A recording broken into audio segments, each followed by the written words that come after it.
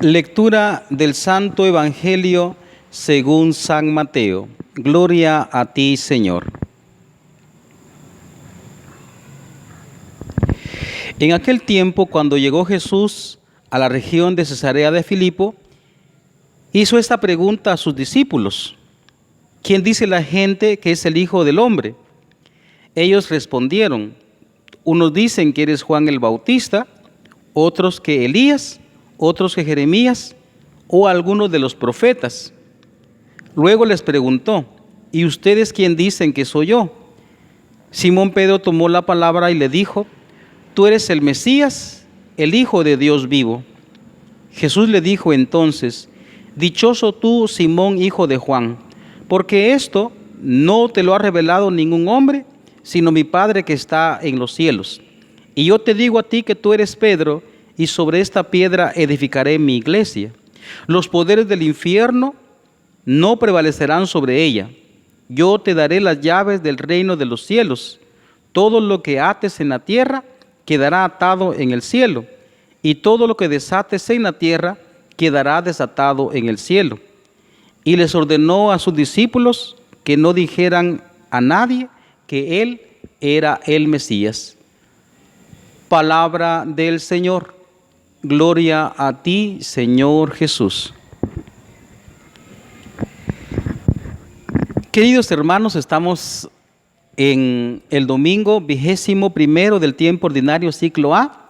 Estamos leyendo a San Mateo y en este capítulo hoy muy conocido por nosotros, el capítulo 16, versículos desde el 13 al 20, como ya he dicho, del Evangelio de San Mateo. Partiendo de lo que hemos escuchado en el Evangelio, pues vamos a hacer dos reflexiones. Lo primero es la encuesta que hace Jesús. A mí me preocupa la verdad, me preocupa también lo que nosotros tenemos en la cabeza a la hora de hacer la profesión de fe, como hacen los hermanos de RCC, pero también de manera general, de manera los hermanos RCC dicen, pues Jesús es mi Señor, y los demás decimos Jesús es el Hijo de Dios en el credo. Partiendo de eso, pues quisiéramos hacer también un sondeo en nuestra realidad, y voy a hacer pues alguna advertencia para que nos corrijamos si hemos caído pues en error. En un momento significativo de su ministerio, cuando acaba su estancia en Galilea y se dispone Jesús a subir a Jerusalén, plantea una doble pregunta a sus discípulos. ¿Quién dice la gente que es el Hijo del Hombre? Es decir, ¿quién dice la gente que soy yo en último término? ¿Y quién dicen ustedes? Esas son las dos preguntas. Es decir, está haciendo Jesús una encuesta, porque emprende su viaje a Jerusalén y entonces va a llevar a culmen su misión. Entonces él quiere saber, ¿verdad? Sondea. Muy bien, pues las respuestas que encuentra, las respuestas que le dan los discípulos, ninguna corresponde a la realidad, ninguna. Lo primero, ¿no? Entonces leamos otra vez cuando Jesús pregunta. Entonces dice, unos dicen que eres Juan el Bautista, está haciendo un sondeo, otros que Elías, otros que Jeremías o algunos de los profetas. Y Jesús no es eso. Jesús no es eso, por consiguiente, ninguna de las respuestas es satisfactoria. La respuesta satisfactoria es la que da Pedro. Pedro dice: tú eres el Mesías, el Hijo de Dios, el que tenía que venir al mundo. Bueno, tengo que hacer el comentario entre paréntesis, contextualizando que también a Jesús le preocupaba ¿qué significa Mesías, Hijo de Dios en la cabeza de Pedro?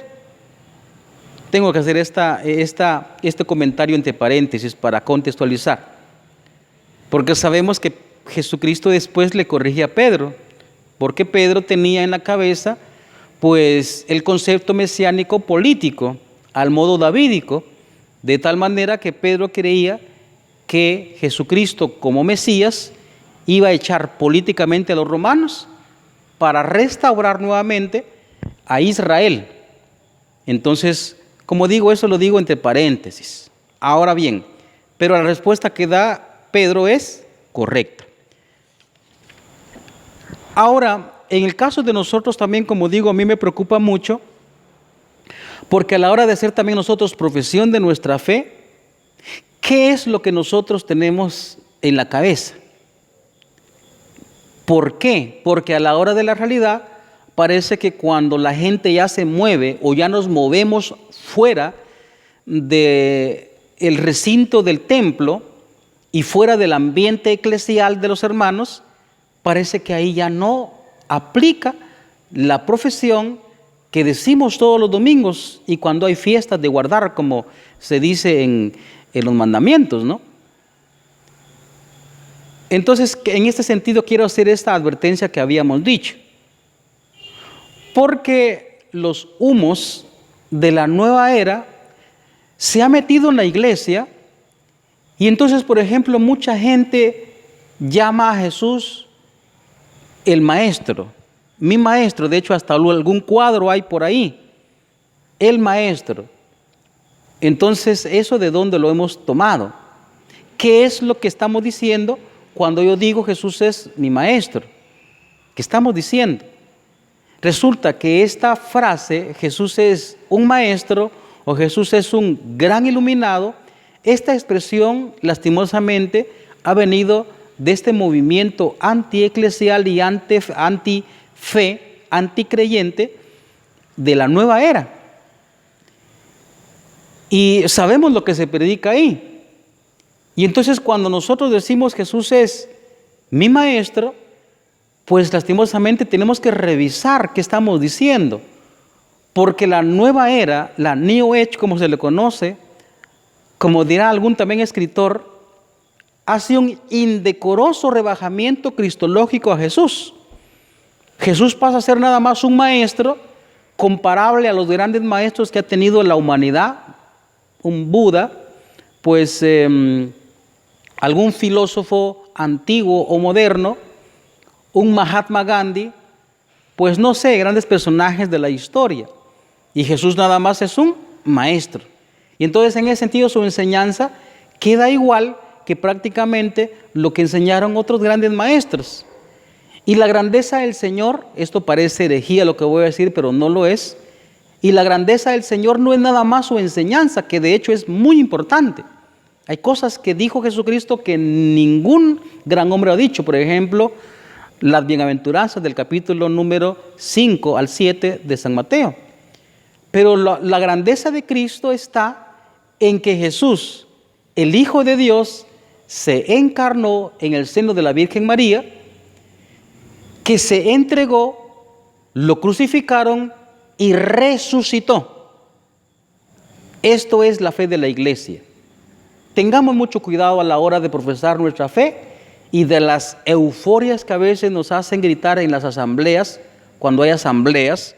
Entonces, ¿quién es el que vive? Cristo es el que vive. ¿Quién es mi Señor? Jesús es mi Señor. Pero hay que verlo, eso hay que verlo en la realidad. ¿Por qué? ¿Por qué digo que estaba rebajado? Como dice también, acuérdense ustedes lo que dice Santiago en su carta, ¿no? Muéstrame tu fe sin obras, que yo por las obras te probaré mi fe.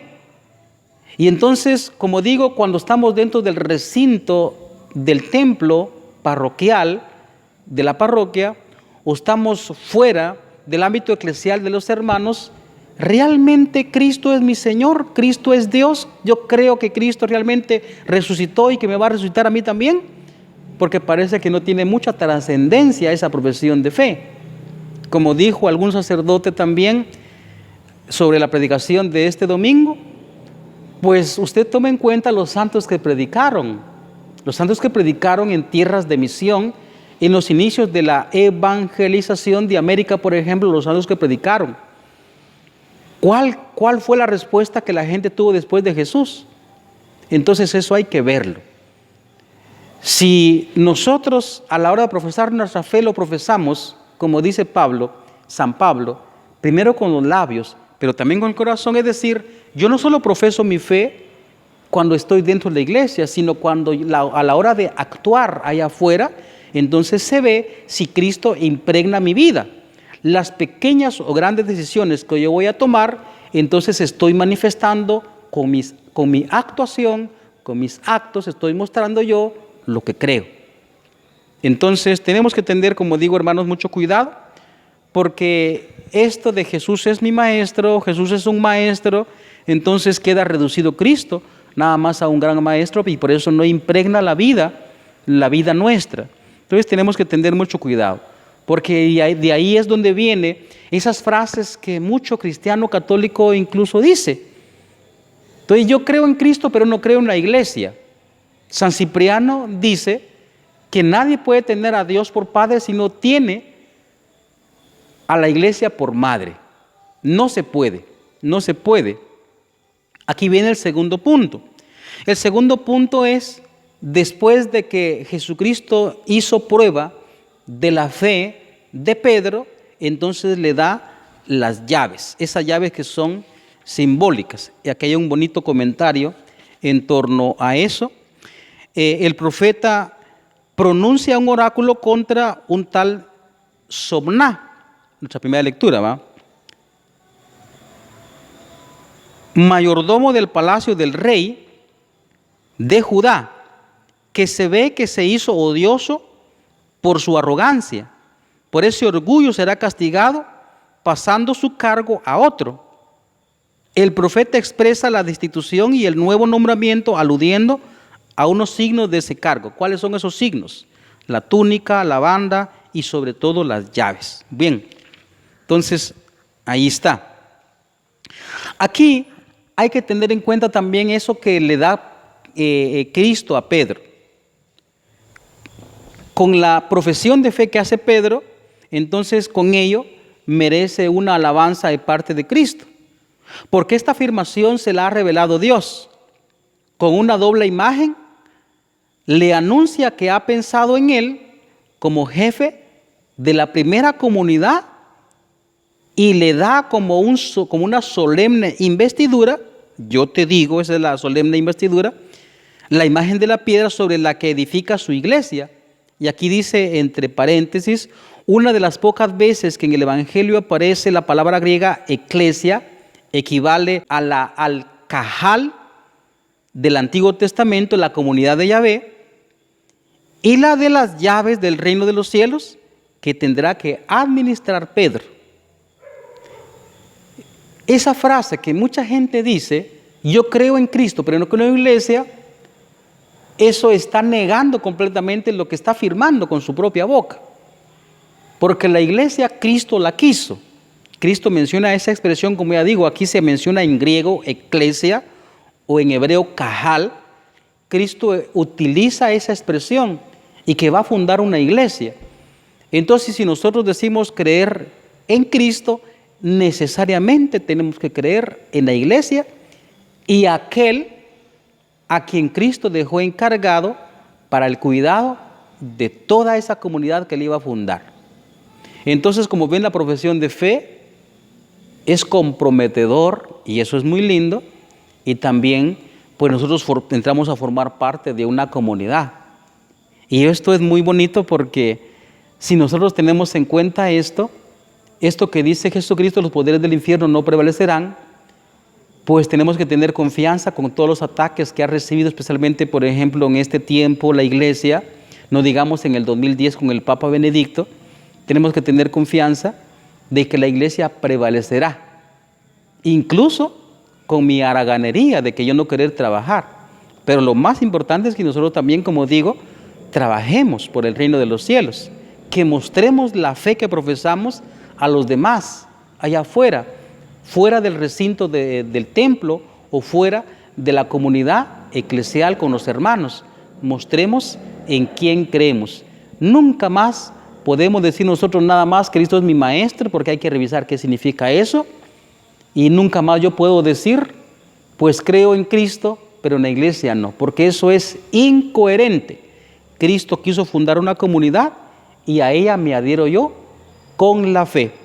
Hermanos, entonces tenemos que tener, como digo, mucho cuidado y esa advertencia que digo, Porque estas cosas han entrado en mucha gente, no digo en la iglesia como tal, porque la iglesia, como nosotros sabemos, es protegida por Cristo y la iglesia prevalecerá. Pero sí me refiero más a muchos miembros de la iglesia, incluso sacerdotes, que pronto pueden estar traicionando para tener seguridad de no estar traicionando la fe de la iglesia.